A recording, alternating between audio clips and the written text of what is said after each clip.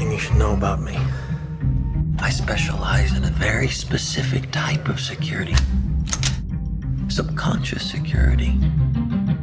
You're talking about dreams? Welcome back to Your Geek News, and the topic du jour is one that has gotten a fan base fast in the time since its release. That's right, we are talking about Christopher Nolan's $200 million gamble called Inception. And after a $60 million opening weekend and some excellent word of mouth, it looks like the gamble is going to pay off. To say nothing of the fact that Inception is a seminal work that Nolan will probably be remembered for in the history of film. And hey, it's an original idea for once. Plus, it's an original idea that's already garnered a fan following. So if there is already such a thing as an Inception geek, then a review on Your Geek News seems to be in order. Since Inception has such a complex structure, it's pretty much spoiler-proof. So we're going to talk about it in its entirety, and whether you've seen it or not, you've got nothing to worry about. What's the most resilient parasite? An idea.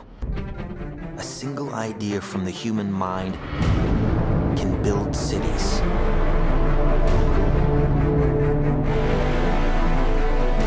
An idea can transform the world and rewrite all the rules. Which is why I have to steal it.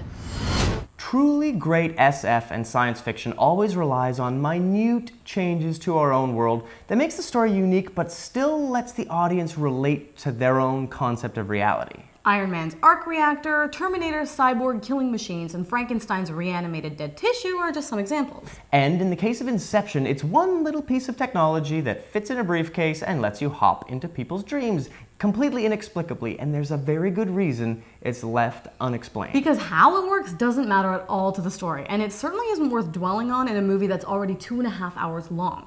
No kidding. The introduction of the dream machine and how deep it can go was exceptionally well done, and the balance between technology revelation and character arc is absolutely gorgeous in Inception. You never feel like you're getting an overly talky technobabble scene like in a bad Star Trek, despite the fact that Ariadne is being given this huge tutorial. Absolutely. Ellen Page's character took on the role of Neo, or Jake Sully, who has no idea what's going on around her, and so it's all explained to her for the benefit of the viewer. And Ellen was excellent. Her character stood up to Leo's without being antagonistic. And since Inception is essentially a man versus self storyline, there's no real antagonist. Cobb's wife is really just Cobb's subconscious.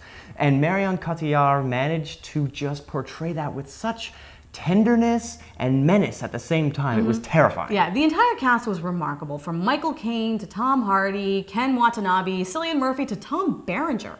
Wow, Christopher Nolan can even make Tom Berenger good? Then why the crap can't he make Christian Bale any good? Oh, who Come knows? on the topic of Batman, I really hope Nolan realized that not only does Joseph Gordon-Levitt have some wicked acting chops, Definitely. he also happens to have Heath Ledger's face. He's the Joker waiting to happen, Nolan. Okay, back to Inception for a minute. Okay. Now, the imagination behind the layers within layers of dreaming, from the zero-gravity fight scenes To the time dilation that had vans falling off bridges for 45 minutes of screen time that was almost comedic.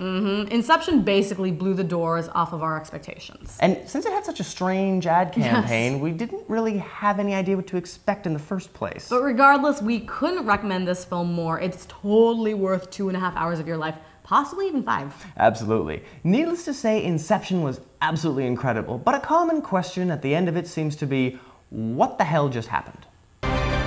Dreams feel real while we're in them. It's only when we wake up that we realize something was actually strange. This was your responsibility. We're not prepared for this.